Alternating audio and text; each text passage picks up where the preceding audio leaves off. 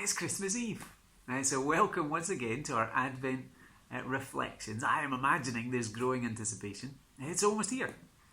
By now we are hopefully at least all ready. The presents have been bought or made, probably wrapped by now.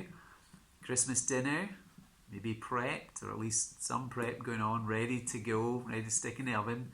Kids up and down the country, bouncing off the ceiling in wild excitement. Because it's almost here. We know Christmas is nearly here. The waiting is almost over. In our house, that waiting began, I think it was 47 days till Christmas is when we started. The countdown is on and the waiting is nearly over. No, that was absolutely not the mood in the nation of Israel that first Christmas. They were ruled by Rome and they didn't have a king. They were governed by the emperor. They didn't enjoy true freedom. They were an occupied nation without true peace. And on top of that, they'd had no fresh word from God for 400 years. Little did they know that God was about to enter into history in the most dramatic way. God was about to keep his promises to his people, but he was going to do it in a way that nobody saw coming. We're going to read Old Testament, Isaiah chapter 9, a few verses, see how God was going to break through their darkness. Again, maybe familiar words around Christmas. Handel's Messiah here again. Isaiah 9 verse 2, the people walking in darkness have seen a great light. On those living in the land of deep darkness, a light has dawned. You have enlarged the nation and increased their joy.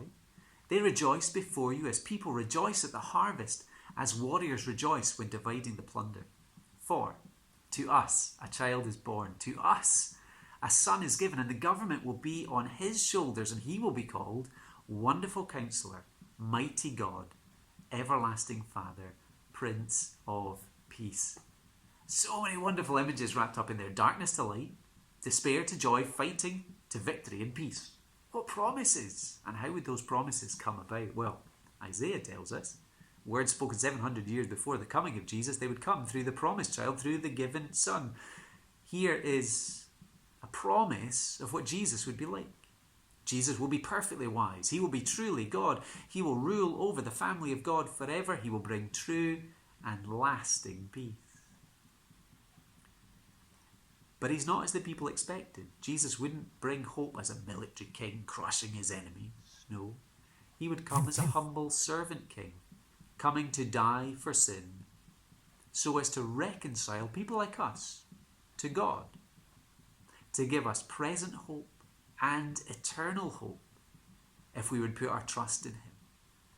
So this Christmas Eve, whether your mood is one of light and excitement, joy, or indeed, whether the mood is one of darkness, will you make room in your heart for Jesus the King, the promised Son of God?